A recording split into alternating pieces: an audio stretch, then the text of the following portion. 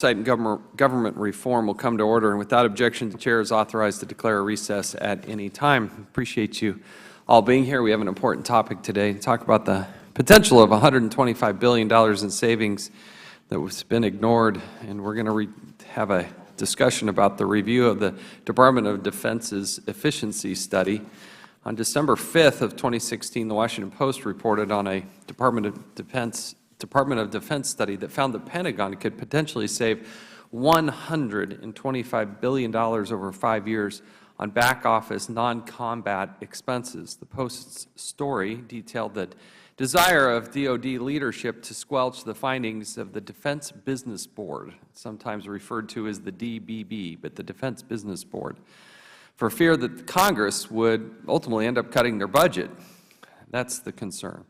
The DBB is an advisory board commissioned by the Pentagon to provide independent advice and recommendations with regard to governance and management at the Department of Defense. For this study, the Defense Business Board was charged with finding savings the Pentagon could recapitalize into more troops, more ships, and more planes. Enlisting the management consulting firm of McKinsey & Company, one of the premier consulting companies we have in this country, the DBB spent months analyzing the Pentagon's business systems and back-office operations. The result of the report concluded the Department of Defense could save billions from overhauling its back-office functions, including contract management, IT, business processes, real estate, and human resource management. These savings could be reinvested to better equip our men and women in uniform, but the Department of Defense leadership squelched the report. In response to the Post story, 31 members of this committee from both sides of the aisle signed a letter to then-Secretary Carter asking for answers.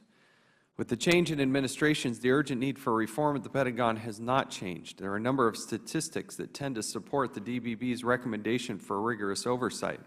First, the Pentagon continues to expand its use of contractors. From 2001 to 2015, the Department of Defense increased the number of civilian employees by roughly 14%. Compared to our men and women in uniform, government contractors are less likely to be subject to oversight of the Pentagon. Some of the government's most effective tools for holding its employees accountable are not available when it comes to contractors. Second, the Pentagon study noted the potential $125 billion savings could fund 50 Army brigades or 10 Navy Carrier Strike Group deployments or 83 Air Force F-35 fighter wings. So while our troops are engaging the enemy in Iraq and Syria and patrolling the South China Sea and really helping make sure that this world in the United States is a safe place, the Pentagon is resistant to back-office cuts that would better fund and equip these men and women who are doing the hard work on the front lines. Given how dangerous our world is, we really, truly have to get this right. And if we're going to ensure our troops are the best equipped possible, it is our responsibility to oversee how this money is expended. It is a lot of money. It's the single biggest line item in our discretionary spending budget. The Constitution delegates to Congress the role of providing the training and equipment of the Army and to, quote, maintain a Navy, end quote. It is our job to make sure that our warfighters are getting all the support that they need to do their jobs. So we have a very astute panel, and we look forward to having a discussion with them about this report and what can be done to save money at the Pentagon. With that, I will yield my time back and now recognize the Ranking Member, Mr. Cummings. Thank you very much, Mr. Chairman, for holding this critical hearing today. The Department of Defense is charged with the most serious mission areas: protecting and defending every man, woman, child in our country. In this dangerous world, the readiness of our warfighters is essential to national security, and Congress has a duty to provide our military with all the necessary resources. However, we also have a duty to ensure that every taxpayer's dollar is put to its most effective and efficient use.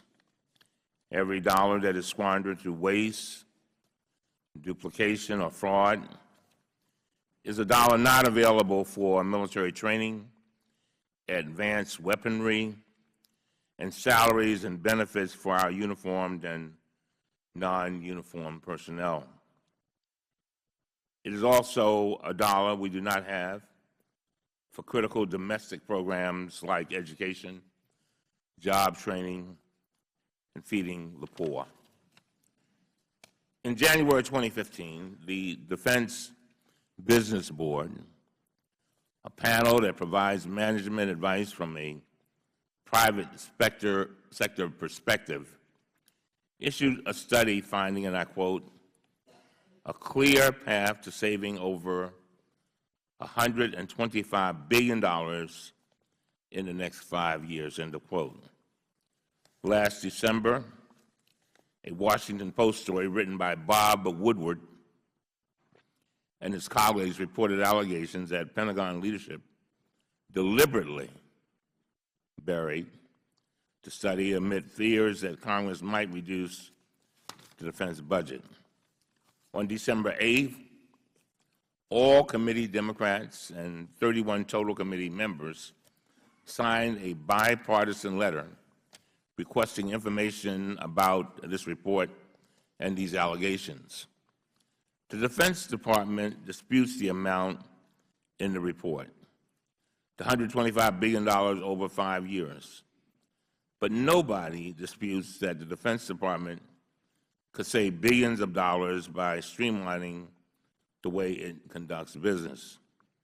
Senator John McCain and Representative Mac Thornberry, chairman of the Senate and House Armed Service Committees, issued the following joint statement on this study, and I quote, "The Defense Business Board's key findings that the Department of Defense could save as much as $125 billion over 5 years by eliminating unnecessary back-office bureaucracy are not a surprise," end of quote. Nor are the problems identified by the Board new. We have known for many years that the Department's business practices are archaic and wasteful, and its inability to pass a clean audit is a long-standing travesty. In the United States of America, we have one department that just cannot get through an audit. That is amazing. This is also not new to this committee. We've done years of work examining wasteful spending at the Defense Department. Just last month, the Comptroller General of the United States testified before us that, and I quote, "probably a third of the areas on the high-risk list are DoD business management practices," end of quote. The Defense Department is the only federal agency that has never passed an independent audit. I wonder if they're spending too much money to be able to do an audit. And then we hear that the President wants another $54 billion, and here we have a report that says we can save $125 billion in 5 years. But President Trump's new budget ignores all of this. He proposes boosting defense spending by billions and billions of dollars. He proposes funding this increase by slashing dozens of critical programs that promote our national security and our nation's most vulnerable communities, the elderly, children, and the rural working class. The President would slash funding for the State Department and the U.S. Agency for International Development, reducing contributions for UN peacekeeping, the International Atomic Energy Agency that monitors Iran's compliance with the nuclear agreement, and the World Bank's anti-poverty programs. The President would decimate foreign aid for humanitarian efforts in Iraq, Afghanistan, and Nepal, as well as anti-drug trafficking efforts in Latin America. Last month, more than 120 former generals signed a letter to Congress warning that, I quote, "the State Department, USAID, Millennium Challenge Corporation, Peace Corps, and other development agencies are critical to preventing conflict and reducing the need to put our men and women in uniform in harm's way." In 2013, Defense Secretary James Mattis, who was then serving as the commander of CENTCOM, testified, and I quote, "If you don't fully fund the State Department, I need to buy more ammunition ultimately. The more that we put into the State Department's diplomacy, hopefully, the less we have to put into a military budget," end of quote.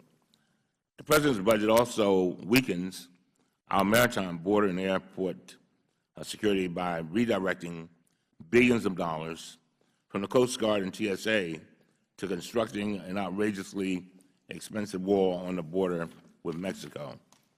But to me, the most disturbing cuts are to critical domestic programs.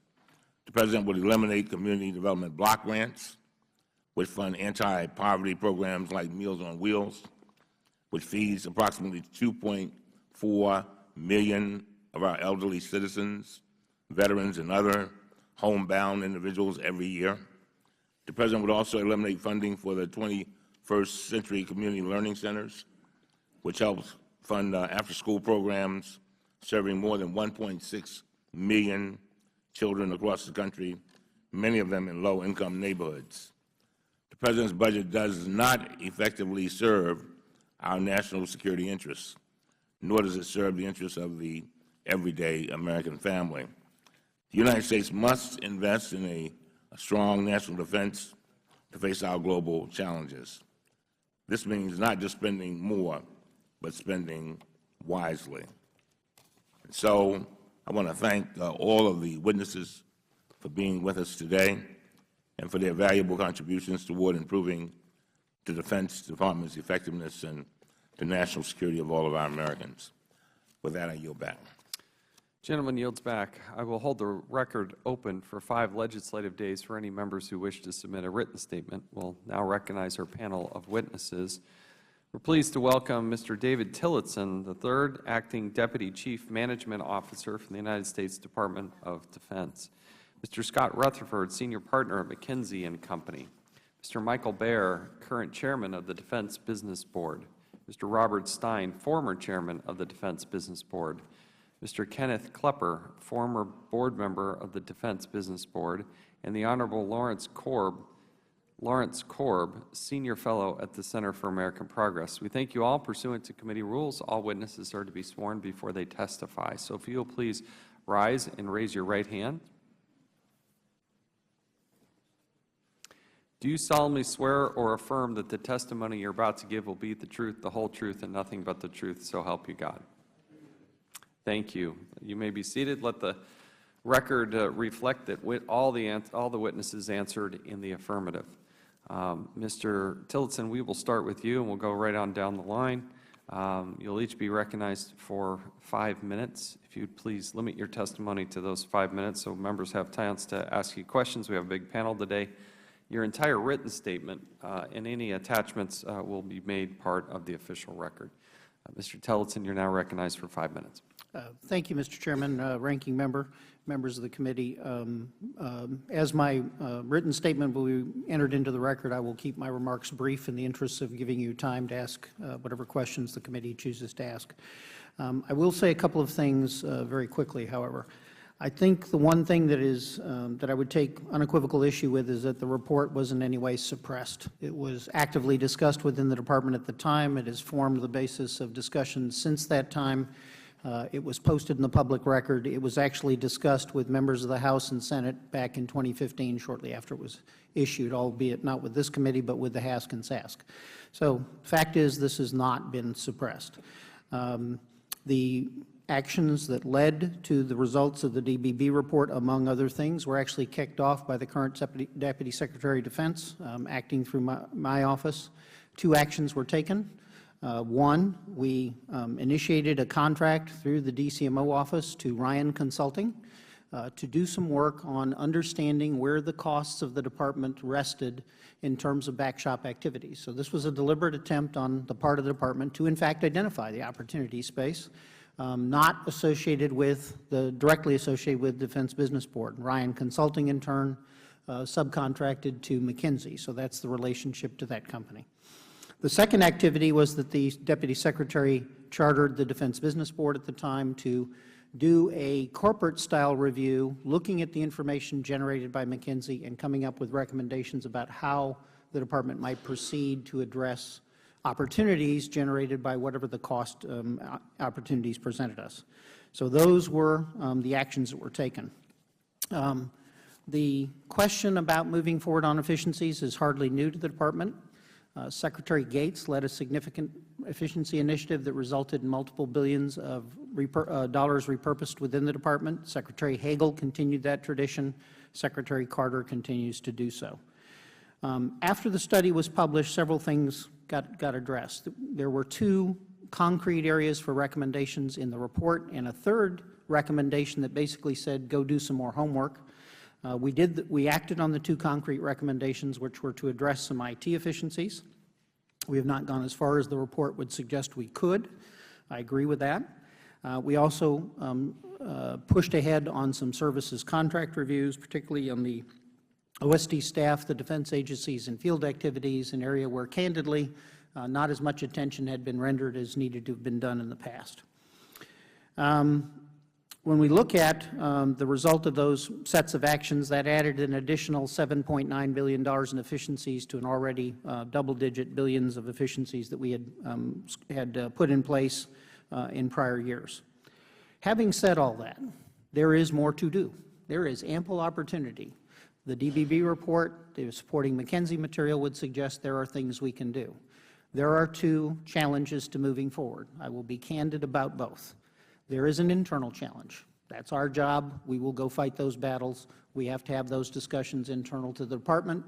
And in some instances, we are assisted by actions on the Hill. So in the most recent National Defense Authorization Bill in 2017, there was a very specific requirement for us to redirect and look at the management of the medical community in the Department of Defense. We agree from the DCMO's office that that is worth looking at.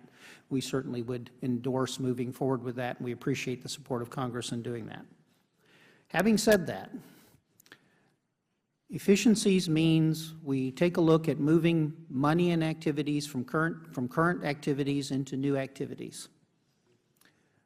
One of the areas that both the GAO and the DBB report and independent DBB reports have all pointed at is our use of leased property and owned real property.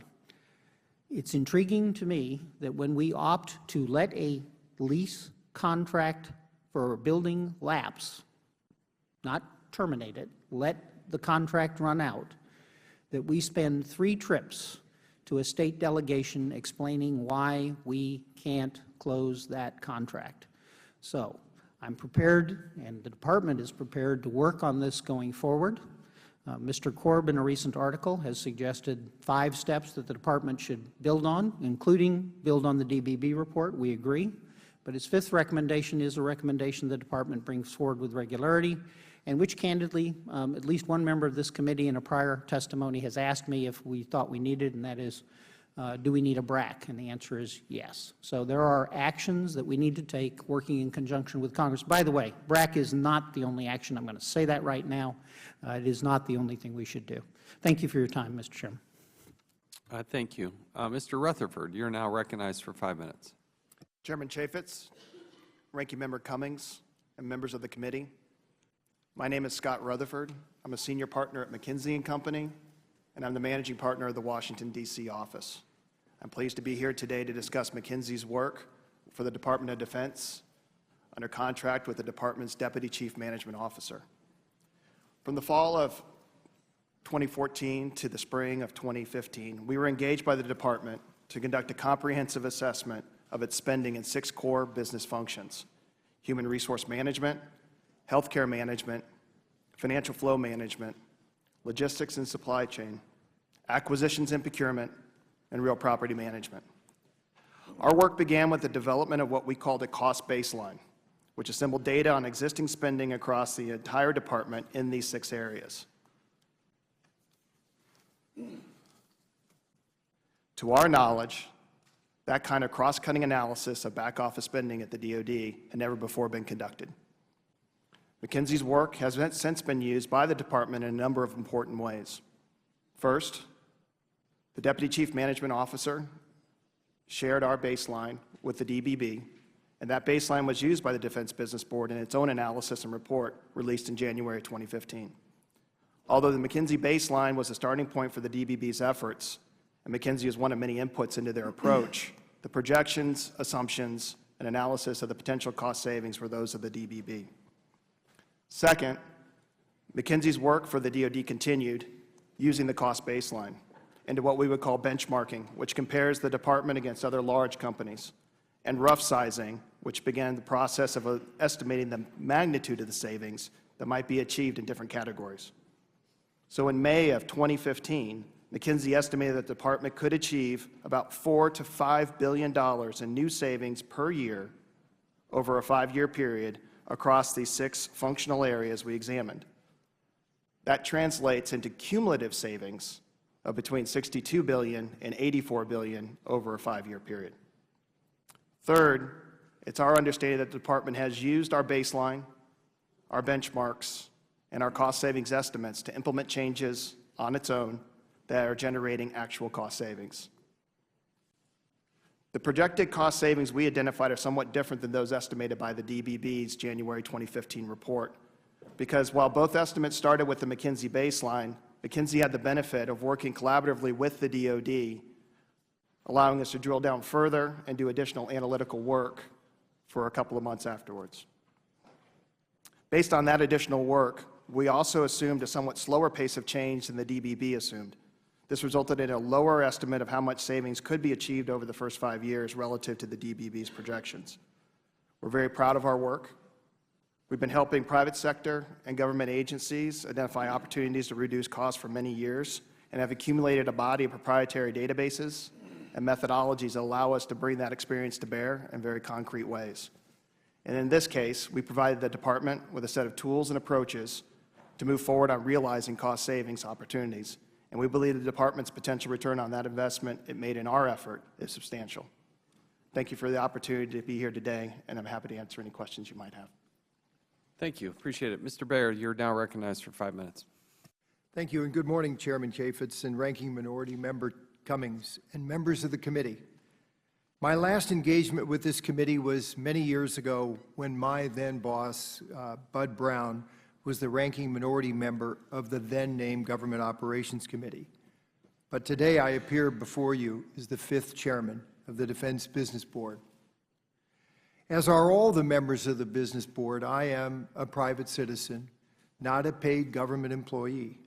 We all volunteer our time to serve the Department of Defense by offering our collective advice on how to manage the department more efficiently in order to enable the Secretary and the Deputy Secretary to maximize the allocation of scarce resources to the warfighter. The men and women of the Business Board and its sister advisory boards, Policy and Science, who donate their time and energy to help the department, each consider it a tremendous honor and a great responsibility. As I've communicated to you and your staff, I have no direct knowledge about the effort at hand. My first meeting after returning as chairman of the Defense Business Board was in July of 2015, more than 6 months after this study had ended and its presentation publicly in January of that year. As this was under the direction of a previous chairman, and long before I became chair, I have no particular insight or access into the actions and decisions made about how this effort was conducted or delivered. I can say in the year and a half since I became chairman, the board has been very busy. It's completed 8 studies, and our most recent effort, focusing at transition, was a product of every member of the board of the Defense Business Board, and it was very well received by the department's leadership at the time and the incoming leadership of Secretary Mattis's team. There is more work to be done in the months and years ahead as we all strive to support Secretary Mattis's priorities, particularly his third, and I quote, bringing business reforms to the Department of Defense, which we believe are essential for his ability to deliver the other 2. I will close with saying that this hearing appears from its title to be focused on what the Department did or did not do with a particular study. And speaking for the Department is an inherently governmental function, and I, as a private citizen, am strictly prohibited from assuming that role, which makes appearing before you to discuss a study of this, which I wasn't part of, a bit challenging. My duties include speaking for the Business Board to the Department and others, but not speaking for the Department of Defense to anyone. Thank you, Mr. Chairman. I look forward. This concludes my opening remarks, and I look forward to your and Mr. Cummings and the rest of the members' questions. Thank you, Mr. Baer. We now recognize Mr. Stein for 5 minutes. Chairman, Ranking Member, and members of the committee, thank you for inviting me to provide testimony today. Congressman Cummings, it is great seeing you again since our time on the Naval Academy Board of Visitors. My name is Bobby Stein, and I'm here to discuss the Department of Defense Efficiency Study commissioned by Secretary Hagel and created under my leadership as former chairman of the DoD Defense Business Board, known as the DBB. I was honored to serve as a member of the DBB between 2010 and 2014, and chairman from 2014 to 2015. As you know, the DBB is an advisory panel comprised of a select group of our nation's business leaders. Our purpose was to provide advice to the Secretary and Deputy Secretary of Defense and other senior leaders on best practices that could be applied to DoD. My priority for the DBB was that members be not selected for any partisan reasons, but based on tried and true experience results in the business world. I was honored to serve because I understood our mission to be strengthening the defense of our country. I was appointed as chair of the DBB by then Secretary Hagel in 2014. After becoming chair, I went on a listening tour of senior retired uniform and non-uniform leadership to determine areas where the DBB could support the agency. During the listening tour, we took note of key facts and figures about how money was being spent. It generated concerns because, as a retired chairman of the Joint Chiefs of Staff said, the biggest threat to our national security is our national debt. Key takeaways included our national debt is $20 trillion. Our Federal Reserve's taken their balance sheet from $800 billion to $4.5 trillion. At the Pentagon, overhead and support comprise 40% of the spending, or $240 billion. This equals twice the combined total budgets, defense budgets of France and England. Expenses on DoD headquarters alone amounts to $40 billion, more than German defense budget. At the same time, since 2001, DoD civilian personnel has increased over 15%, but military personnel has decreased by 5%. And while everyone wants reform at the Pentagon, the status quo remains. The antibodies get you every time.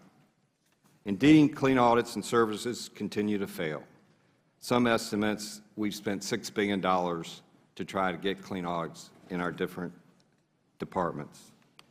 This listening tour predated the commissioning of the efficiency study, but highlights the importance of the effort. The DBB efficiency study was one of many reports undertaken by the DBB under my leadership.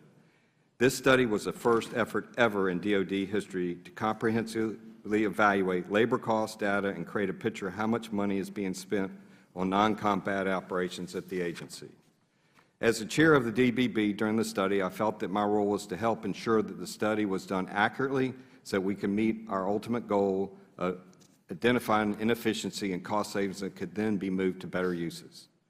In particular, I helped to identify the people with the right experience to handle this type of project.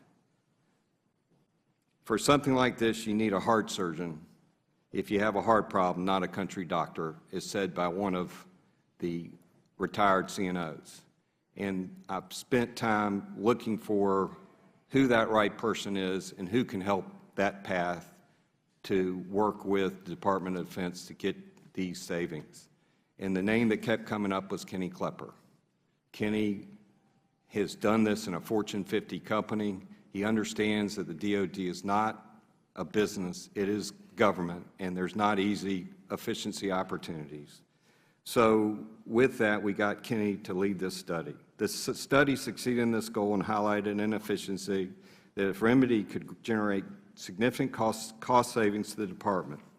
This cost savings can then be transferred to other priorities like improving readiness, modernizing our defense, and creating jobs. The study was presented to the full DBB at public hearing January 25th and won a unanimous approval for its findings and recommendations. The General Accountability Office also reviewed the study and found the methodologies and analysis adequately confirm its conclusions. After completion of the study, along with other members of the DBB, we're ready to move forward to assist the DoD in reviewing the study's findings and recommendations. I believe that DBB efficiency study represents a quality analysis of costs and inefficiencies at DoD, and it's my hope that it will be useful to the agency's efforts to streamline. It was an honor to lead the DBB during the creation of the study, and I'm proud of the work achieved in support of strong national defense. Thank you for your time, and I'm pleased to answer any questions the committee may have. Thank you. Mr. Klepper, you're now recognized for 5 minutes. Good morning. If you can move that microphone up close, just straighten it out. There you go. Thank you. There you go. Thank you. Good morning, Chairman Chaffetz and Minority Ranking Member Cummings. It's a pleasure to be here. I've served as an advisor on the CNO's executive panel for 5 CNOs, and this is a first for me for over a decade. So I am happy to be here to tell the story of the work that we've done. The effort that we embarked on for the Defense Business Study is something I took very, very seriously. Just briefly, a little of my background. I spent 40 years with the trade craft of organizational modernization and change. I spent about 20 years in chemical plant refinery operations out in Texas. And then I spent the second 20 years in healthcare. And I chose in my written remarks that I submitted to the panel an example that I think has a lot of stark parallels. Even though, as Bobby said, that I understand that the Defense Department is not a business, there are some very strong parallels. I was asked to come in and help do a turnaround for a company in New York called Empire Blue Cross Blue Shield. It was financially insolvent at the time, not enough reserves to pay for claims, the largest health plan in the Northeast of the United States. And one of the things we did as part of the recovery of that company was understand that we had no money, and the only way that we could, and we had an obsolete legacy infrastructure running it, and we were losing millions of members a year. The company was in a death spiral. Since we didn't have cash to spend, the only way we could fund the things that urgently needed to be addressed to improve the performance of the business was to self-fund those things through productivity. So we put in place an opportunity to take productivity savings as a way to generate the money to invest in the platforms and the automation and the improvements to recover the company, which we did, and we were doing really well. And then on September 11th, we were the second largest tenant in the World Trade Center. And through all the things that we did to improve speed, agility, optimize our operations for the private sector, to improve our service to our members and the physicians, we never recognized the inherent ability that it gave us to survive a devastating disaster for our facility. We had over 2,000 people in the building at the time, and with great pride I can tell you, if we can separate the human tragedy for just a moment, we lost 11 people that day, that when the tower collapsed, we were able to maintain the operation of the business. We lost 3 call centers, 2 large server farms. They all failed over to other operations, and the company continued to operate. The Kennedy Business School did a case study that we included in my written remarks. And the reason I bring that up is when you look at the state of the operation of DoD, the obsolescence of the legacy infrastructure is not just a bad cost situation and not just creating bad service. I think it increases the vulnerability of the operation to other threats, whether it is a kinetic attack, an EMP attack, cyber attacks. It is almost impossible to harden those type of legacy cores. So part of what I hope that we can achieve through the modernization of these assets is not just improve the cost basis and not just improve the service, but to also harden and provide a much more resilient infrastructure for the Department of Defense. The last thing I would mention is of the $125 billion savings. You know, we did something that had never been done before, and I give great credit to the Deputy Secretary, Bob Work, is whenever I talked to him that the one thing that we had to have to really start was we had to have transparency of where the money was, where the cash flows were. Now, he did something I think has never been done before. He sponsored presentations by Bobby and myself to the DEXCOM, the Defense Executive Committee. He described the process evaluation that we wanted to do and that we advised him to do. And to his credit, he got approval from all the civilian leadership to let us get the money. And we brought in, I actually asked to have McKinsey brought in because I've done this study before with them and they did a great job for me. We had over 100 people pulling data out of these systems.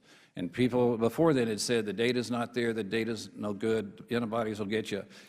And what we found was the data was there, and the data was not perfect, and believe me, the study's not perfect, but I believe that the savings that we identified are there with a high degree of certainty. So I think the debate and the big question for us is, and I think it was stated by Mr. Tillotson and Mr. Rutherford, is the money's there. It's can we get the institution out of the way to help us do the things that can obviously help us improve the operation of the business? And that's the purpose of us being here. Thank you. Thank you. Mr. Corbett, now recognized for 5 minutes. Chairman Chaffetz, Ranking Member Cummings, thank you very much for inviting me here today. I think this hearing comes at a very critical time. As Ranking Member Cummings mentioned, the President Trump wants to add $54 billion to the fiscal year 18 budget. It's also important to keep in mind that they're proposing to add $30 billion to the fiscal 17 budget, and then the Congress last year added $23 billion in the National Defense Authorization Act. So we're talking about adding $100 billion to the defense budget compared to what we thought about a year ago. It's also important to keep in mind, as been very well documented, and even people in the Pentagon admit, that the overseas contingency budget or the warfighting budget, about half of it is used to fund items from the enduring items or from the base budget, and then the Pentagon has gotten relief for the last 5 years from the budget cap. So I want to put that into perspective. Now, in terms of what the Defense Business Board recommended, let me give you some examples from my own career that I think buttress the points that they made. Basically, I've been working on these issues ever since I was in the service in the 60s, at AEI in the 70s, working with former Secretary of Defense Melvin Laird, who I think was probably the most effective secretary we've ever had. The privilege I had of serving for 5 years in the Reagan administration, administering about 70% of the defense budget, and then continuing to focus on these areas at Brookings, the Council on Foreign Relations, and now the Center for American Progress. When I was Assistant Secretary of Defense, my title was Manpower, Installations, and Logistics. Right now, you do not have anybody in that position. They have taken the manpower or personnel part of it, elevated to an undersecretary, even though he or she does not have responsibility for installations and logistics. During most of the Cold War, we had one assistant secretary serving in the policy area. It was called the Assistant Secretary for International Security Affairs.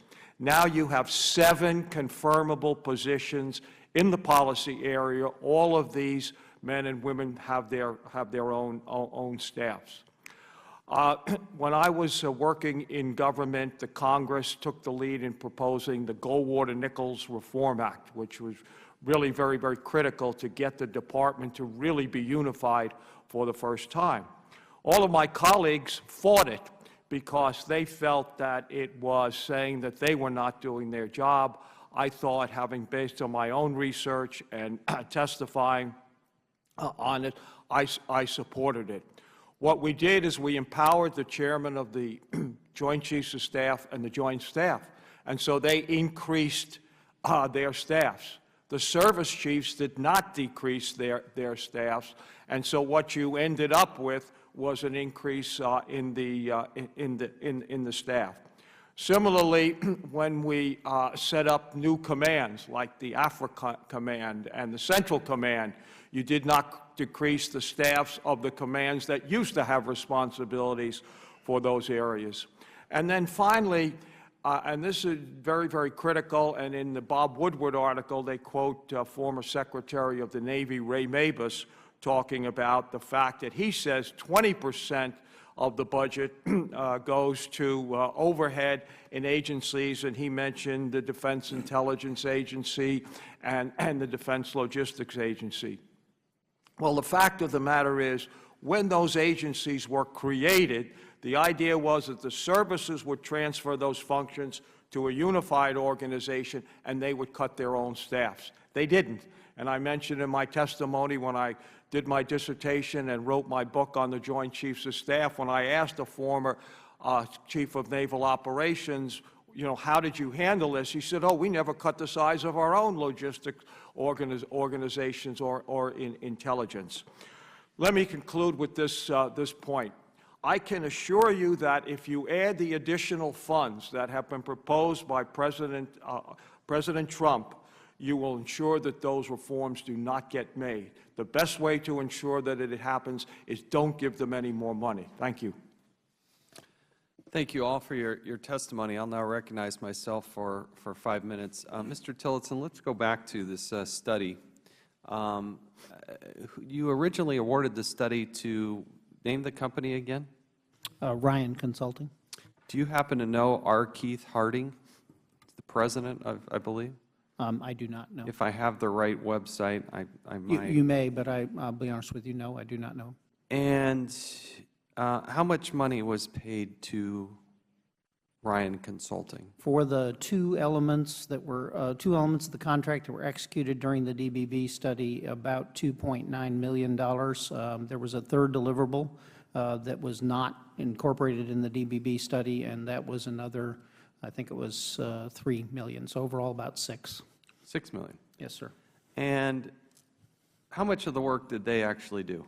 I can't tell you. I do know that the McKinsey team the lead for the study was from McKinsey, and I don't know what the actual work split is. Mr. Rutherford, how much were you paid to do this study? $8 million. So you got $8 million, but you let out this contract for $6 million. How does that work? I don't know. That's not how the numbers. Where's the other $2 million come from? I was just referring back to when we looked at our contracts for the totality of the full contract. I thought it was $8 million. And I may, excuse me, let me correct myself. I think it's closer to 9 is what we actually wound up with. Sorry, it was an additional 6. That's why I'm remembering a 6. So an additional 6. Yes, sir. Sorry. 6 plus the my 2. bad. 6 plus 2.9, so it's about 9. That sounds about right. So 8.9 or $9 million, and McKinsey gets $2 million or $6 million or $8 million. And we don't know what percentage of the work Ryan did. I do not know what percentage of the work, right? Is that something you can figure out and get back to this committee? I can certainly go ask. I'll have to ask Ryan. Yeah. Yes. Yeah. How in the world did you select Ryan Consulting? With all due respect, I'm sure they're nice people. If I have the right website, you know, they got 3 senior people. Their head of human resources has a grand total of 6 years, and I'm sure that Tiffany Hollis, if I have the right website, is a very nice person. I will get back to you with the answer. But how do they get such a contract? I mean, the Pentagon, we're talking about $600 billion or something in annual expenditures, and I'm rounding by big numbers here, but I mean, McKinsey and Company is a huge, massive company with a great reputation. And I really am curious, because I think we're starting to see where a lot of waste starts to go, right? What did we get for the $900,000 or $1 million that Ryan kept, if the math you gave me already was working? Sure.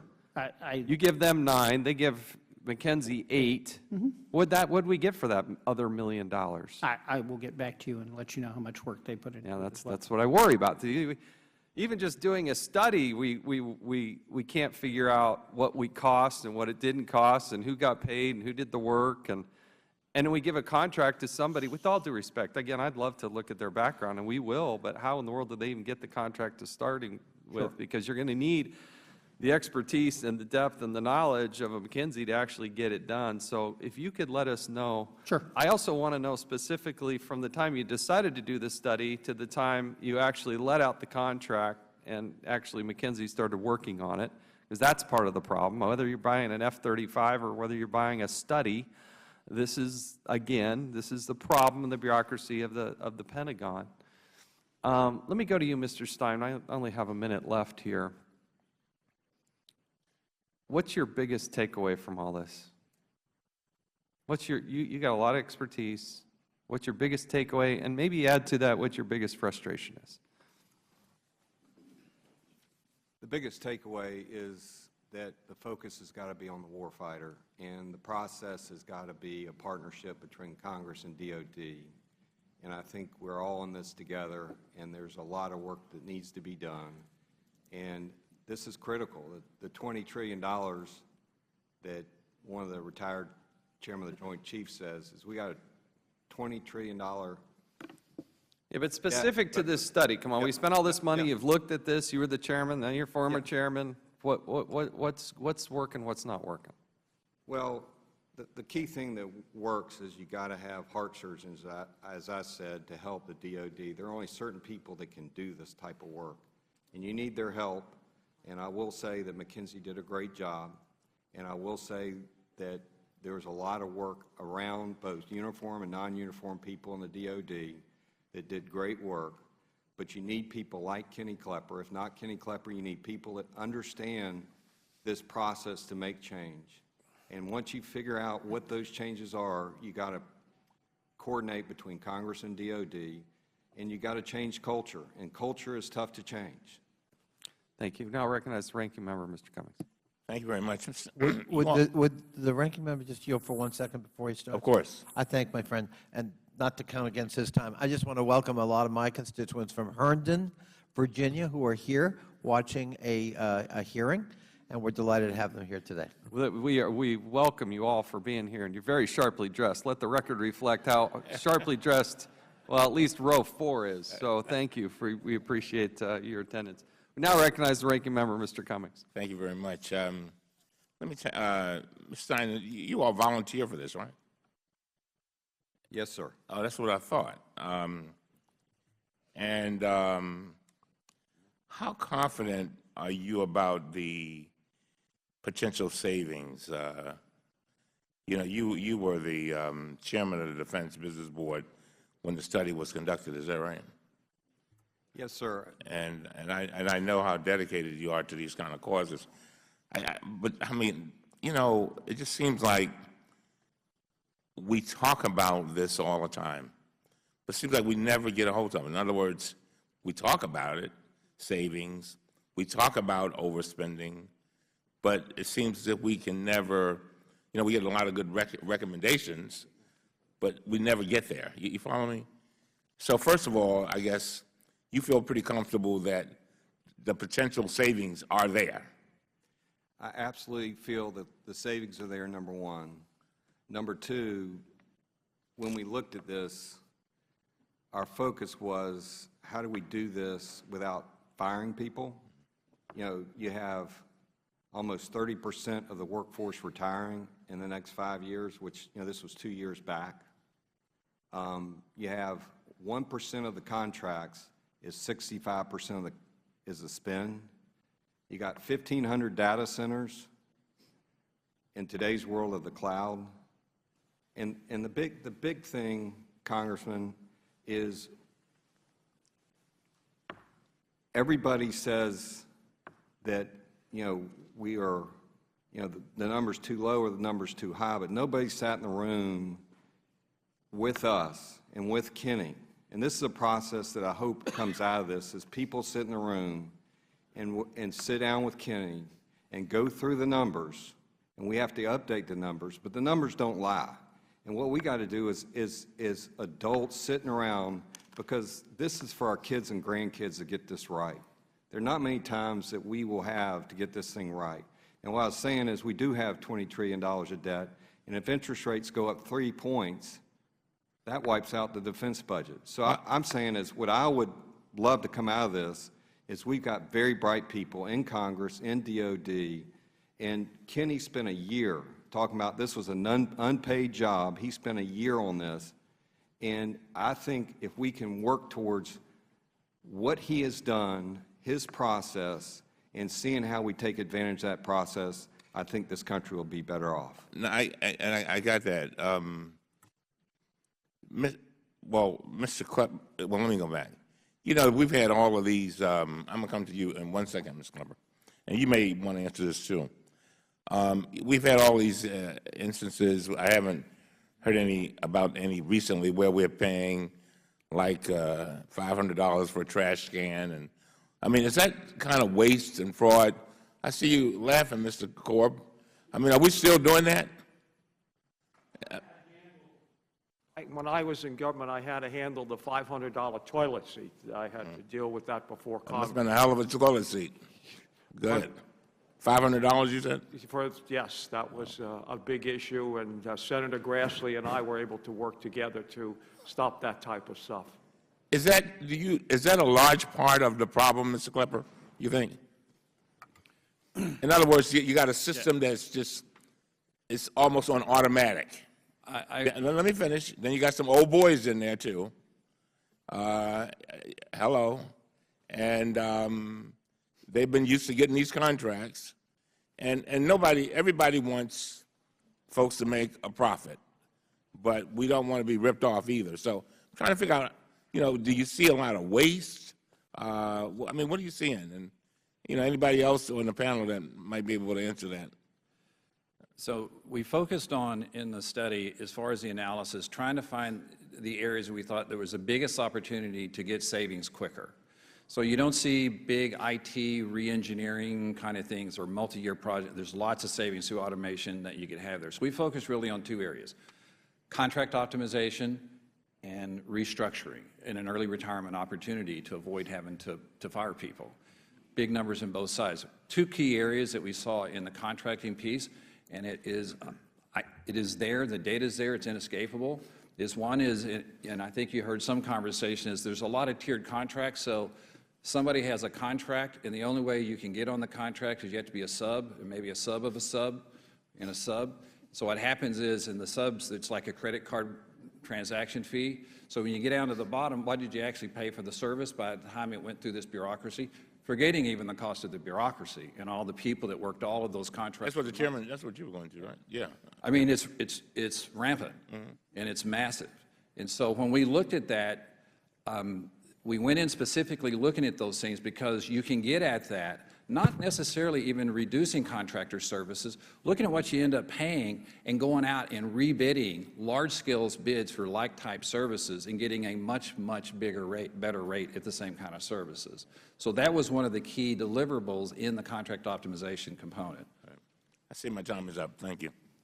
Thank the gentleman. Now recognize the gentleman from Ohio, Mr. Jordan, for 5 minutes. Thank you, Mr. Chairman. Mr. Stein, you were chairman of the DBB when the Department of Defense commissioned you guys to do the study. Is that accurate? Yes. And the goal was to look at how to make back office operations more efficient, save money. That was the objective of the study. Yes, sir. And as I understand, I just want to walk through the basics here. And as I understand it, we felt like you needed some help on a study this size, so you worked with McKinsey. They did a lot of the work to come up with the findings. Is that right? No. The way it worked is I asked Kenny to lead this effort. Okay. So the DBB led the effort. The This is your DBB study. led the effort. McKinsey helped. McKinsey helped. Yes. Okay. And the conclusions were that you could save $125 billion in taxpayer dollars over 5 years at the Department of Defense. Is that accurate? Yes, sir. And that savings meant that you could save money in back office operations. That money could then go to upgraded weapon systems and to our troops in the field. Yes. Great objective. I mean, that's exactly what we want. I think we all want to have happen. Now, so you get this study. It says you can save $125 billion over 5 years and put the money in troops and better weapon systems. All sounds good. My guess is this wasn't the first study that the DBB had authorized and commissioned to do. You probably do studies all the time and have reports. Is that accurate? This wasn't your first study? This was not our first study. So you do this all the time, Yes. right?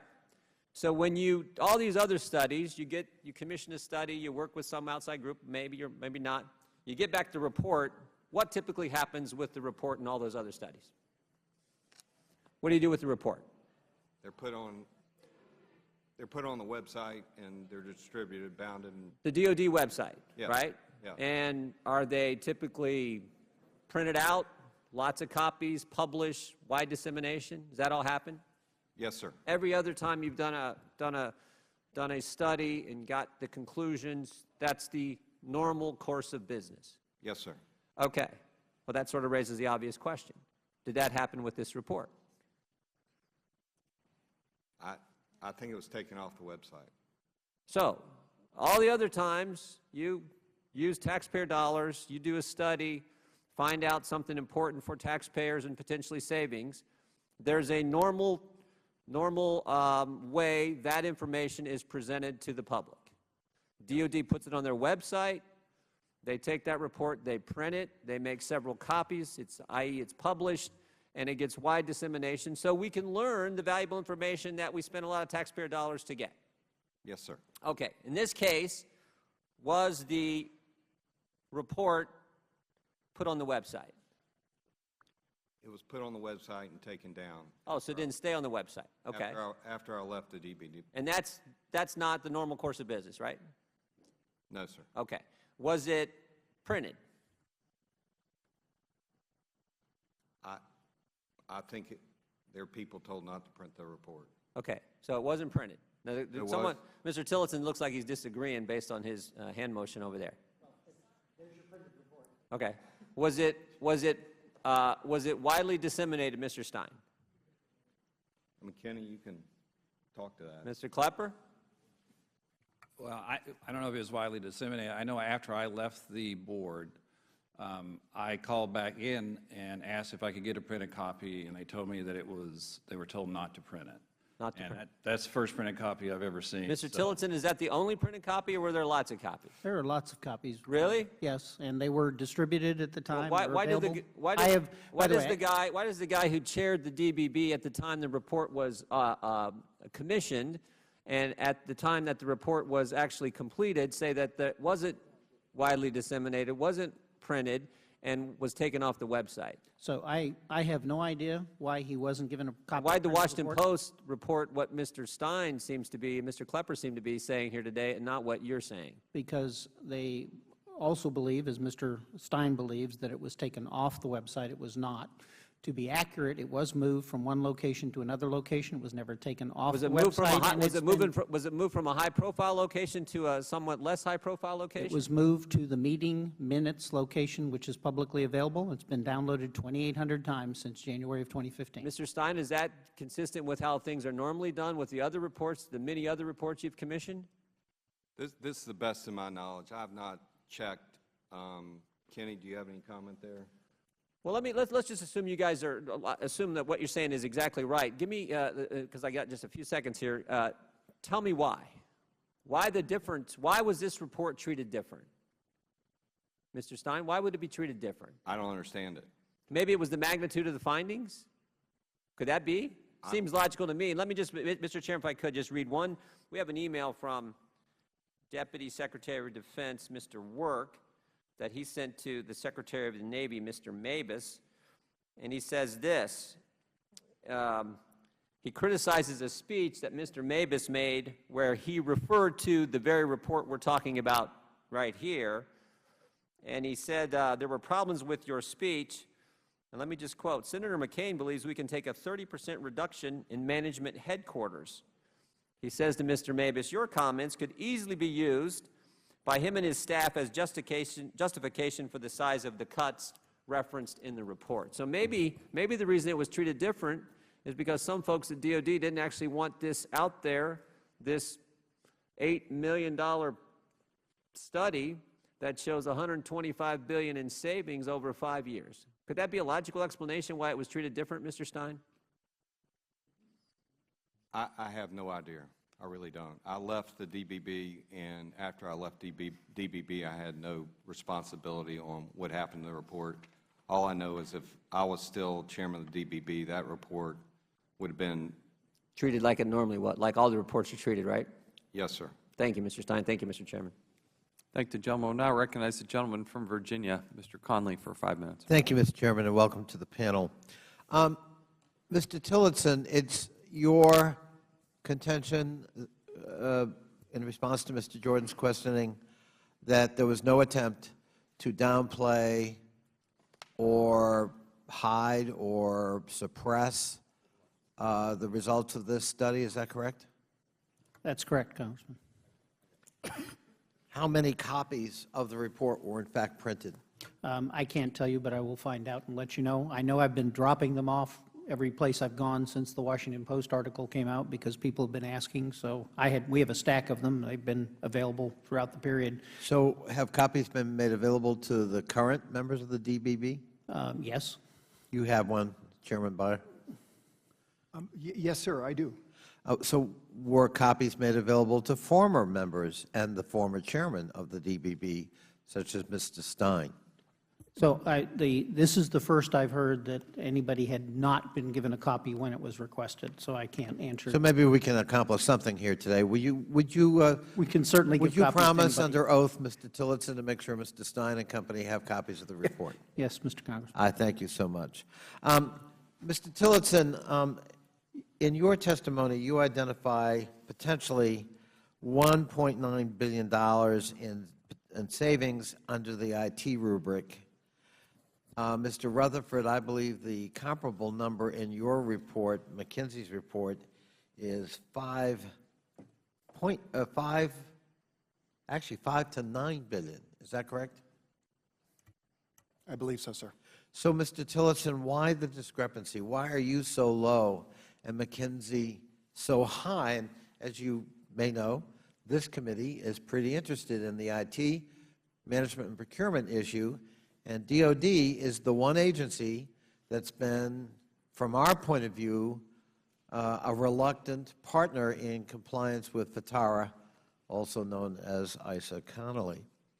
And the answer to your question, Mr. Congressman, is I don't disagree with the numbers from McKinsey. I also don't disagree with the DBB report that suggests there are many more billions to find. What we have provided in the response to date is what we have actually put in place to date, as opposed to other activities that we need to do. So we put $1.9 billion worth of initial work in the 17 budget. In the 18 budget, we added another $250 million, which I would acknowledge, by the way, to this committee is not anywhere close to what's possible. But there was a deliberate decision made as we constructed our discussions in 18 to allow headroom for a new administration to walk in and make decisions. All right, fair enough. I think there's ample more dollars to be saved in the IT space alone that would even actually come up close to the total number McKinsey is suggesting we could achieve. I think we could achieve those numbers, which is kind of more in line with the DBB numbers. Let me ask this. I would ask that you submit to the committee that potential plan. We would be very interested to see a little fleshed out plan in terms of what are the savings we think we could strive for, not for the purpose of, making you, face the Inquisition, but for the point of view, we want to get better compliance for FTARA across the federal government. You're the biggest. I understand, Mr. Congressman. okay. We agree with you. Terrific. Mr. Korb, I mentioned to you before the hearing, but for the average citizen, looking at a relatively indisputable number of $125 billion over 5 years, maybe at least, but all right, that is wasted in Pentagon spending or grossly inefficient. Why in the world would we want to add $54 billion to the Pentagon's budget this year when we haven't addressed the critical issue of efficiency? Why would we want to throw more, good money after bad? If this were a civilian agency, I know my friends on the other side of the aisle would be all over it. I agree with you, Congressman. In fact, my feeling is if you give them the extra money, and as I mentioned in my testimony, it's not just the 54. They want to add 30 to the 17 budget in addition to the 28 that the Congress has added in the 17 NDAA. They won't do it. If you really want them to do this and to make a full faith effort to implement these recommendations, you cannot give them more money, because if you do, there'll be no incentive to do it. And I think that's really the key issue. I mentioned in my testimony about my work with former Secretary Laird. If you go back and you take a look at the Nixon administration, when the defense budget was cut substantially, in today's dollars, it was like $350 billion. Look at the reforms they made under the leadership of David Packard. That's the point I'm trying to make, and I couldn't agree with you more. And I would just to add, because my time is up, but I mean, it isn't this, there is a huge opportunity cost too. So in addition to throwing good money after bad potentially, I'm talking about by leaving waste unaddressed, this waste, we're also taking away from civilian domestic investments that are also critical.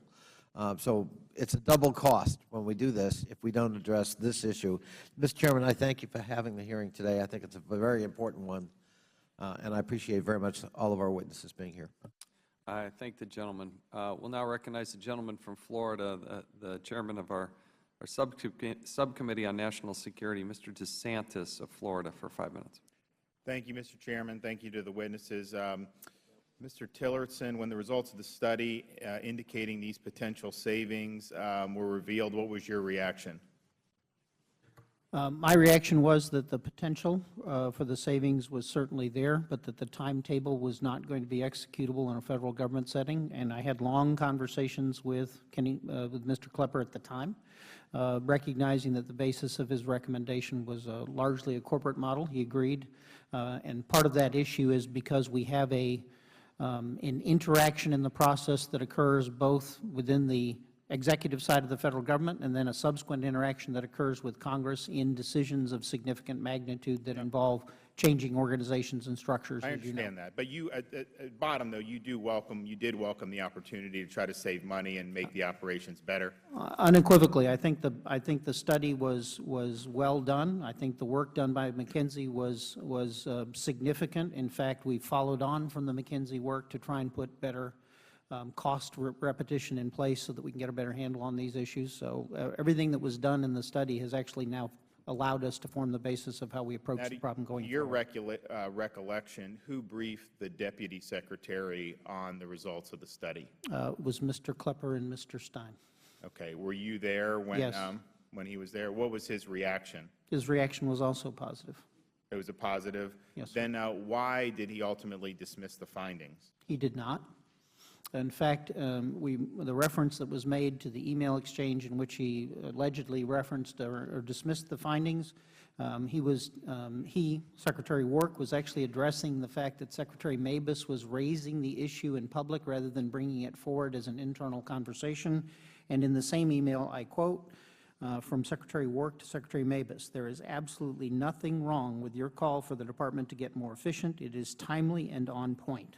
I'd simply request that you continue to push internally to get the Department more efficient and focus your public comments on the Department of the Navy." And I did see that, and I appreciate that. So let me ask, as the Washington Post article claims that Deputy Secretary Work suppressed the DBB study from wider dissemination and tried to keep it in the hill. Now, you've disputed that Washington Post story. Is it your testimony that this report received the fullest possible dissemination within the Department?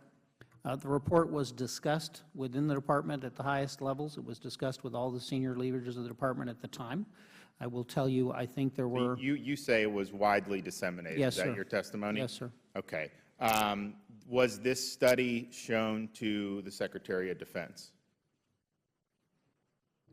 Yes, I believe it was at the DEXCOM meeting. It was discussed at the DEXCOM with the Secretary of Defense at the time. Okay. And what was the reaction from the SecDef? I think he was positive at the time. Okay. Let me ask Mr. Baer, have you read the study? What I have read of the slides, I have not read this. It was never formalized into a completed study report. Now, was there, since you've become chairman, has there been a discussion about limiting the distribution within DoD? Have you been privy to, obviously you read the Washington Post article, I'm sure, when that came out. Yes, absolutely not. It's never been limited. It's been available on the website from the moment it was briefed to the board and the public in January. You don't have a role, your testimony would be you have no role in limiting it in any way. Is that correct? I didn't limit it in any way. Okay. And you didn't have any discussions with anybody at DoD about limiting the report, the dissemination?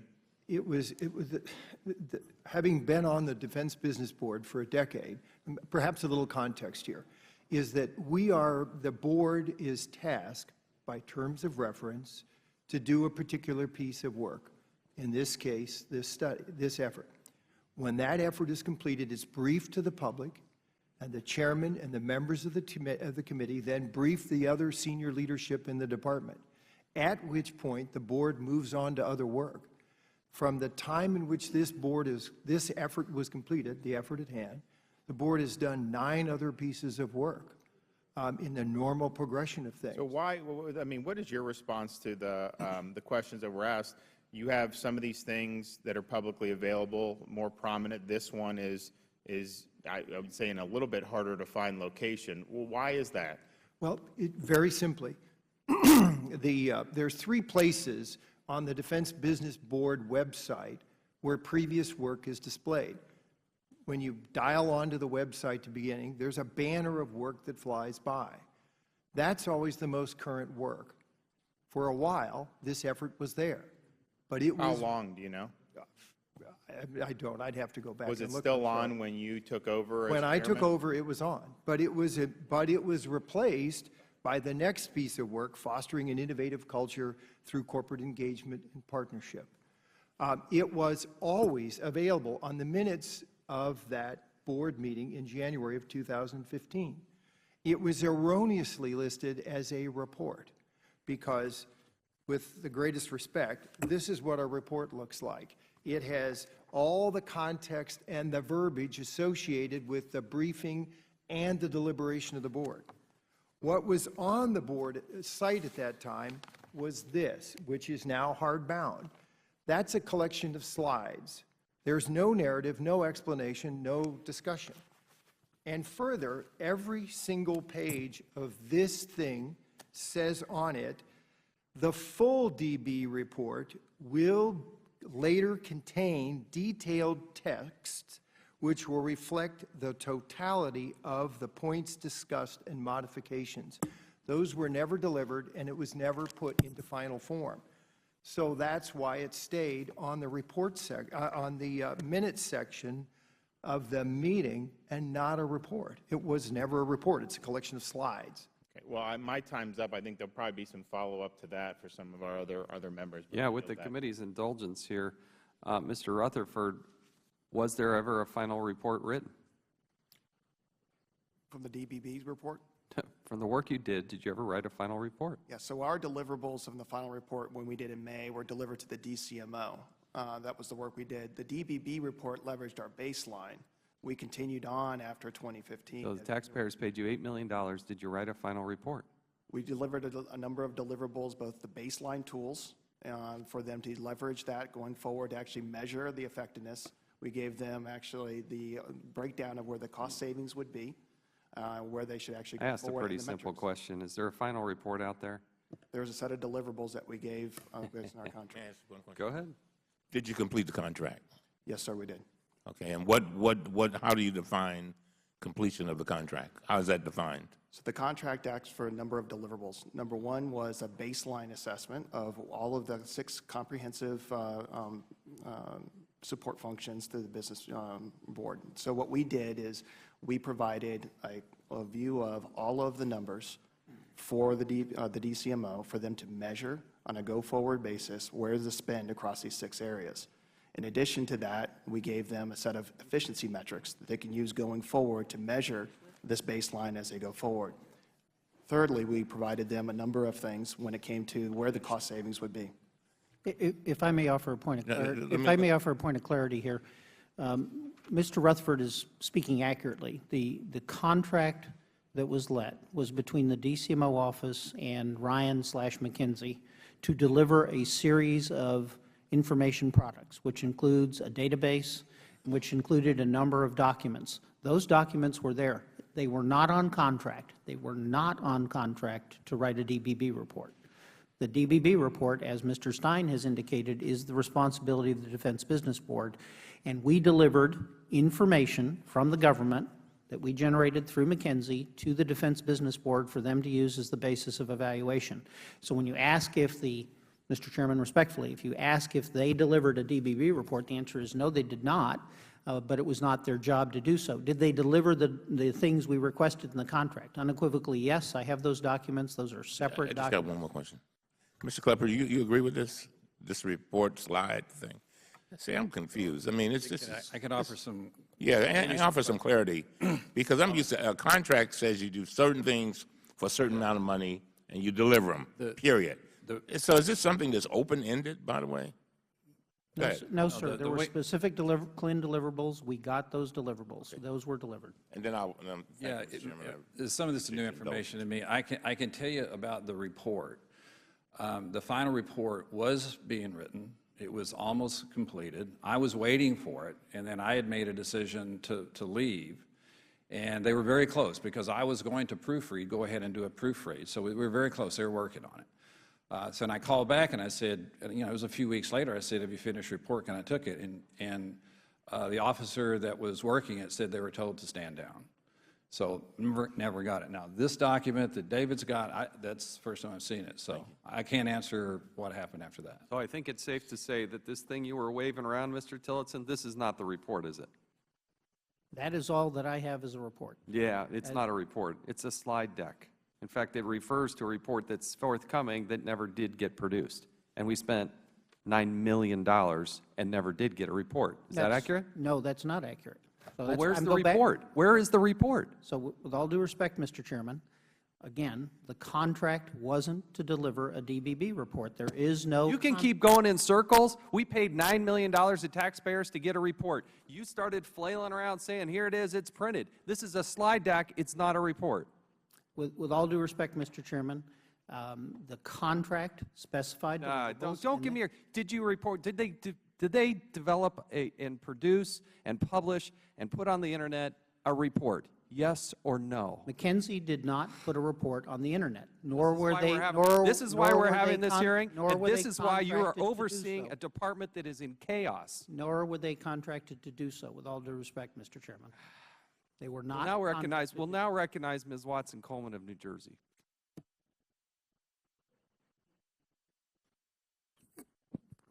Thank you, Mr. Chairman. Thank you for holding this hearing today. The topic of waste within the Department of Defense is vitally important, and it deserves our utmost consideration, especially considering that President Trump's budget proposes stripping other parts of the federal budget to fund the Defense Department by an additional $52 billion. Dr. Korb, during your January appearance before the Senate Armed Services Committee, you began your written remarks by noting that in the defense budget, and I quote, dollars are policy. Stripping $52 billion from other federal programs speaks loudly about policy priorities, does it not? Yes, it does. Thank you. This committee has a duty to ensure that we are effective stewards of the taxpayer dollars, and that also includes ensuring the effectiveness of the programs that Congress funds. Mr. Klepper, it sounds like one of the findings of your study was that the Defense Department has significant inefficiency and waste in its business processes. Is that correct? Yes, ma'am. Dr. Korb, do you agree that the Defense Department could implement changes that would result in billions of dollars of efficiency savings? Yes, it is, and I testified before the Senate Armed Services Committee, and one of my colleagues here, Mr. Tillotson, mentioned a report that I just did last week on this. Thank you. Instead of looking for efficiency savings at the Defense Department, President Trump's so-called skinny budget released last week slashes critical domestic programs to provide more than $50 billion in additional funding to the Defense Department. Despite the President's claim that this budget puts America first, and I put that in quotes, based on recent reporting, the budget would actually hurt some vulnerable communities, such as low-income and elderly Americans. For instance, the budget would eliminate funding for the Appalachian Regional Commission, a program in 13 states that has since 1965 provided funding to promote economic growth. Most recently, it has helped retrain coal miners who have lost their jobs. Dr. Korb, would you agree that it is important for the federal government to spend its dollars wisely? I certainly would. And one way to do that is to measure program effectiveness. Is that not correct? That's correct. The Appalachian Regional Commission cites a dramatic decline in poverty rates in Appalachia from 30% to under 17% between 1960 and 2017, a substantial reduction in the number of high poverty counties from 295 to 84 during that same period. Dr. Korb, assuming those numbers are correct, that sounds like the program has been working for America, does it not? It certainly does.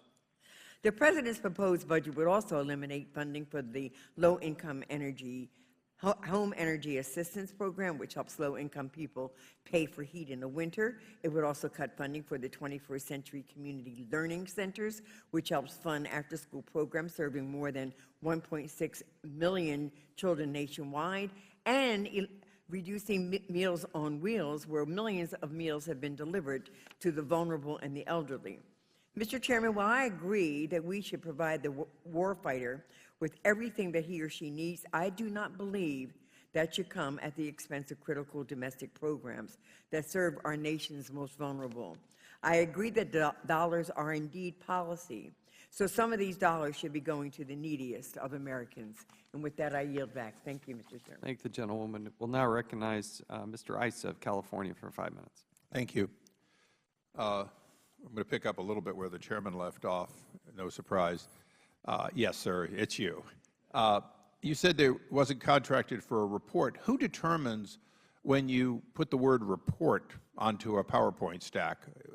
I know that terms are loose, but this thing purports to be a report in hard printing, right? Yes, yes. But it's not a report.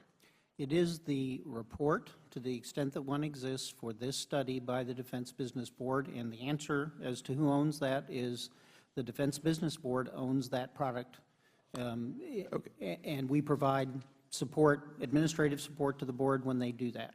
The information from McKinsey was government information that we would provide to the Defense Business Board, as we would to a Defense Science Board or anybody else. Okay, well, let me go to the chairman for a second. Look, this is a new era, and I think we've got to ask some tough questions.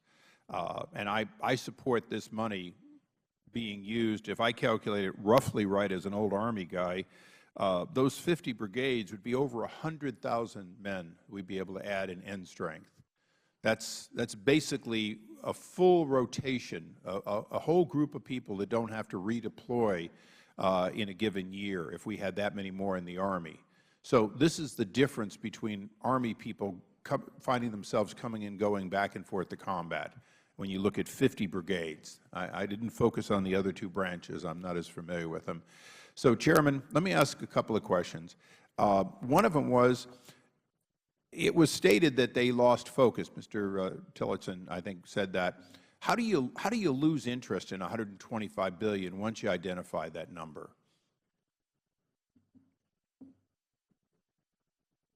Which of us do you want to answer that question? I'm sorry, Chairman Beyer, I thought you were the, I'm sorry, I'm two chairmen, but only one has the title underneath there. But I'll take both of you. How do you lose interest once you recognize, even if it's not in a report, but a stack of PowerPoint, how is it you lose interest in saving $125 billion? Chairman Beyer, I'd like you first. Well, Mr. Chairman, I'm sorry, Mr. Issa, we don't lose interest in saving money. The board was formed 15 years ago. It's done far more than 100 pieces of work, all of which, the great sweep of that work is about how the department can do things more efficiently. Okay, let me go through a question then, because obviously this is a little bit like, it's an economic 9/11, if you will. Yeah. On 9/11, we didn't connect the dots, so the bad guys bombed our country with our own aircraft. So let's talk about $125 billion. Did you connect the dots between you and the appropriators or any other members of Congress so we would know there's $125 billion in savings in your report, in your non-report, that we could have had? That would have been done under the previous chairman, who served for an additional 90 days after that effort was voted out of the full No, the question body. is, did anyone, not You're saying you don't know? Well, there is, I prefer to defer that to Chairman Stein at that time, who Chairman led Stein, those did briefs. you report to members of Congress who would have been able to reprogram $125 billion if they took advantage of these savings? Well, first of all, I want, there's a, and this is the first time I've heard this, the difference between slides and a report, but we fully approved a report. I left after 90 days, and we started to move out to talk to Congress, and then we were stopped. Okay, who stopped you? Who stopped you from telling Congress there were 100,000 men that could be deployed with this money? The best I can, and remember, these numbers are compounding. So if you save $1 billion this year, it'll be $2 billion this. You mean eventually $1 billion here, $1 billion there, it adds up to real money? It adds up That's to still real true? money. This is real money. The thing I want to make sure of, first of all, I will say that, and I want to make this clear, that this was the first ever that a labor cost, the work that McKinsey did was important. It's the first time it was ever done. So I just want to make sure that is said. The second thing is we had full approval and a public hearing on this report. And Ash Carter, or, we were told that. But I asked you who stopped it. We don't know. It was okay. Just well, let me. I was asked. Let me ask you a more than rhetorical question because I'm going to run out of time. I'm sorry, Chairman. How do we, on this side of the dais, ensure that never again are there tens or hundreds of billions of dollars in savings that the American people are denied because some unknown person in the Department of Defense puts a kibosh on it for whatever reason and Congress doesn't find out about it? How do we stop that from happening? What law do we have to pass to guarantee the transparency to that gentleman so that or to the appropriators or to whoever in Congress so that, in fact, the American people never get a raw deal after good money has been spent to study something that could save the American people or at least save American lives by plussing up our military? So I'll say two things. Look, when I left, Mr. Baer took over as chairman, and he didn't want to continue this. Secretary Carter did not want to continue this. So let me say the second thing here is that we have, and you're a businessman, Congressman, having a great plan is one thing. Having people that can implement it is another. You have one of the great people here that spent a year working on this. And you had McKinsey, who spent a year, and the people Scott had involved were as good as you can get. What I like to do is get people in the same room with Kenny Klepper, whoever that might be, and that's the one thing that frustrated me, is not the same people were sitting in a room and they disagree or agree, but we're talking about very important things, and nobody will get in the same room. And I'm saying that Dave Tillotson is as good a person as you can find. Bob Work is as good a person as you can find. And the antibodies got us. And the antibodies is going to kill this country if we don't stop. And we got to change culture, and we got to make things to happen. Mr. Chairman, I'd only ask that you and the ranking member and on all of us commit ourselves to make sure that we never again allow the absence of this body knowing that there's an opportunity on a study like this and never again allow it to be buried. Certainly this is an example where I wish an IG had brought it to you, Chairman, Ranking Member Cummings, but since they didn't, I look forward to working with you on mandating that in the future so it can't happen again. Thank you. And Mr. Stein, just to clarify with questioning from Mr. Issa, was there a final report that you had approved that did not get published? The best I know, and this is processed now, and I want to make sure, we approved in a public hearing this report. It was fully vetted, fully rated. Now, these guys are saying something different. I'm not technicalities, but when somebody talks about $125 billion, you had a change of secretaries, and you had change of chairman. This chairman didn't want to pursue it, and the secretary didn't want to pursue it, and I can't follow that. But what I'm saying is we spent a year. We met with almost 80 executives in and out of the department. We worked well with Dave Tillotson, and I give him a lot of credit. I give Bob Work a lot of credit, and I give the McKinsey team a lot of credit, and I give the most credit to Kenny Klepper. These guys bled their life for this for a long time. Mr. Stein, I'm trying to get real clear here. This is a slide deck, Is this the final report, or was there a different report that was not I have not published? seen that. I have not seen it. I've not. We'll hand it to you. Yeah. Let's now go to Ms. Demings of Florida is now recognized.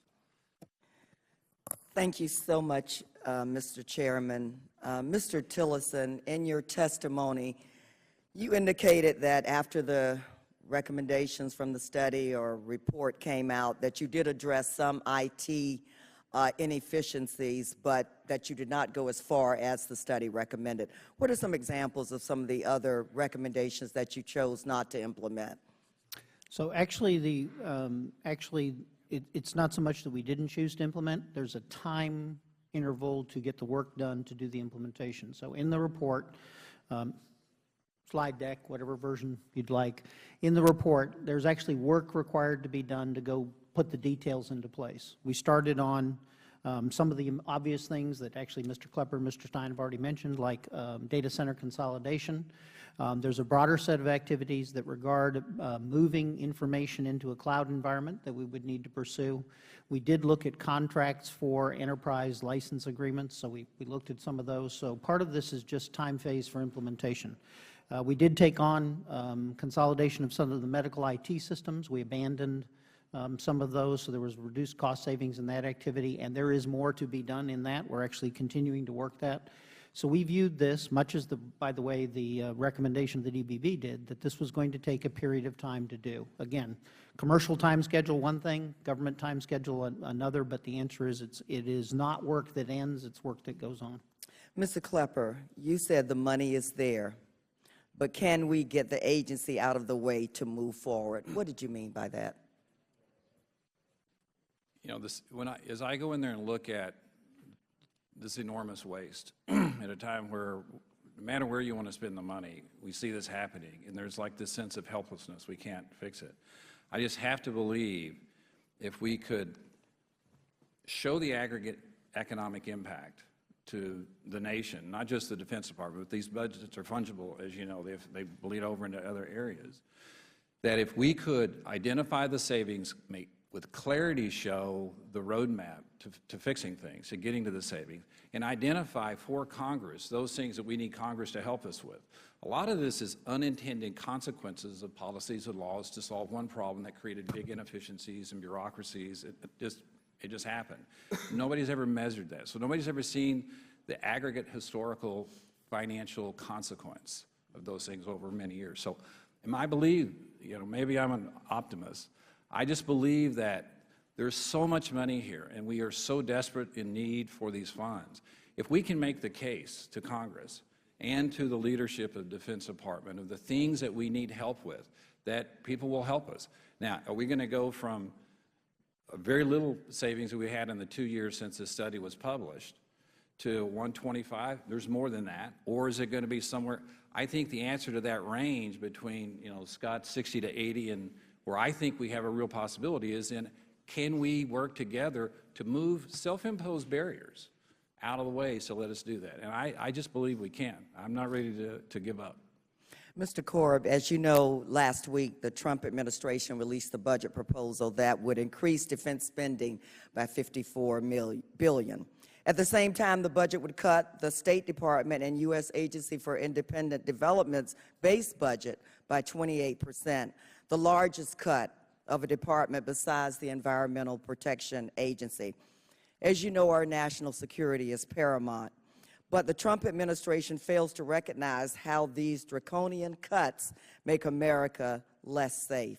Last month, 120 retired generals and admirals wrote a letter urging Congress not to slash the funding for diplomacy and international development. They stated, and I quote, "The State Department, USAID, Millennium Challenge Corporation, Peace Corps, and other developmental agencies are critical to preventing conflict and reducing the need to put our men and women in uniform in harm's way." Mr. Korb, would you agree with that statement? I certainly would agree, and I would also add the Environmental Protection Agency, because our military leaders have said climate change is a threat to national security. And essentially, the Defense Department is not the only agency that provides for national security. as you pointed out, all of these other agencies do contribute, as military people know full well. Thank you. When he was commander of Central Command, Secretary James Mattis spoke to members of Congress stating, and I quote, "I would start with the State Department's budget. Frankly, they need to be as fully funded as Congress believes appropriate, because if you don't fund the State Department fully, then I need to buy more ammunition ultimately." Mr. Korb, would you agree with Secretary Mattis's assessment? Absolutely, and I hope that he continues to make that case to the President now that he's a cabinet officer. Is it fair to say preventing military conflict through diplomacy would cost less than engaging in it? Very definitely. Foreign aid is a popular target for those who say they want to seriously cut down on waste. However, many Americans may not realize foreign assistance makes up less than 1% of the federal budget. Mr. Korb, is that right? Are there national security implications that result from slashing foreign aid for our allies or humanitarian efforts? Very, very definitely. The Trump administration says that these extreme budget cuts for diplomacy are about putting America first, but America has a lot to lose if we stop making smart investments for our own global security. Thank you very much, and I yield back, Mr. Chairman. Thank the gentlelady. The chair now recognizes the gentleman from Oklahoma, Mr. Russell. Thank you, Mr. Chairman, and thank all of you gentlemen for being here today. Mr. Tillotson, in the course of evaluating savings and a lot of the other things, I want to try to get back to some of the evaluations that were examined. How many positions currently filled by contractors could be filled by uniform active duty personnel? I can't give you a number, and I would also answer that I would not necessarily fill those positions with uniform personnel. In some cases, if we were going to replace them, we would fill them with contractors, or pardon me, with civilians. I'll be honest with you, Mr. Chairman, or Mr. Congressman, the issue that we're faced with in the department is to look at the appropriate labor mix, and I do think one of the things that I'm in complete agreement with Mr. Klepper, Mr. Stein on is an aggressive review of our contracts to just see whether we need them at all. Well, I think there's a whole array of issues, Yes, sir. non-deployability, efficiency, base salary. I mean, there's a number of things that we can see for efficiencies. And I'm just surprised that you would not have any type of estimation of a number. I mean, since we're saving money by keeping contractors, which I would dispute, we ought to have some idea of what percentage or what numbers that some of that might be. We see a continued decline on our military personnel, and yet we see a continued increase in bloat of the bureaucracy. Do you not see that as a problem, Mr. Tillotson? I do see that as a problem, Mr. Russell, and I agree with you that what I don't agree with is I don't see that the contractors are necessarily a savings. I think if I hire a contractor for a very finite job and they're done, then that's cheaper than hiring a full-time employee of any kind. Unless they can't perform the mission. Unless they can't perform the mission, in which case it's inappropriate. I agree. And Mr. Rutherford, in your analysis with McKinsey, you looked at a wide array of things. Did your baselines show any savings by replacing contractors with uniform personnel, or what those mixes might be? Or did you examine any of that? I know you did examine both military and contracting personnel. Did you see any saving there? We do. When we did our comprehensive assessment on the actual savings, we looked at the different business processes. We looked at them at changing demand management, changing actually the contracts within themselves, and renegotiating those where you can do automation like Mr. Klepper talked about. We did not look at whether or not you could replace contractors and military personnel. What we looked at is where the compressible spend was within those different areas, and that there was opportunities for savings within the contract services. And Secretary Korb, if you don't mind me using that title, in deference to your long service to our country, and I actually remember when you were in that capacity as a young soldier. When you were serving in the Navy, was it possible for a seaman to do a contracting personnel job more efficiently with less expense? I suspected you might say that. And I guess, Mr. Klepper, I'm just amazed at your background and how you've been able to rescue what should have been destroyed and yet is resurrected from, unfortunately, the ashes. As you evaluated the structural and management processes of this problem, did you determine that there would be any efficiency and savings by replacing contractor functions with military personnel as a way to get at net saving? No, sir. What we actually did was a little bit the opposite. We looked at productivity and savings, and we did not touch any uniform position. So if you look at all the savings that we listed, they were all non-military, non-uniform. Was this assuming, though, a steady line of military units, or did it take constant folding of flags and mothballing of ships and parking of aircraft? I'm not sure I understand that. Well, okay, so as you're studying this and you're looking at, yeah, maybe we want to keep this contractor, but as you lose a unit, then did you take that into account, or was it a steady state of in-strength that you made these evaluations on? We made it on a steady state of in-strength. So we took, if I may just for a second, the math was we took the prior year, which, by the way, an important point here, was 2013 actual. So the study needs to be updated. But we took 2013 because I needed a full year savings, and we extrapolated that over a 5-year period for productivity. Well, and I would argue, and having spent a career in the military myself, from 2013 to 2017, we've diminished our armed forces a great deal, and we are putting our republic at risk in its defense. I would be the first to say that we need to reform contracting, we need to find saving. But I also think that when you pay a specialist E4 or a seaman E4 or something like that, a sailor at $24,000 to $30,000 a year, they can probably do a personnel job cheaper than a contractor. Would you agree with that or not? I would, and just if I could build on that point, the other piece that is the really big lever here is automation and compute power, where you have a higher intellectual worker versus low-end people doing papers and things. And I think there, the opportunity for military personnel to self-serve is sort of an aspirational state that you would design to. So they can configure the changes they need without filling out forms and sending it back to, come back months and months later to put self-help. And that, if I were going to increase the amount of service that uniform did, I'd do it through upping the intellectual level of value and providing the automation tools that they could interact with much, much more efficiently. Thank you, and thank you for your indulgence, Mr. Chairman. I'll yield back.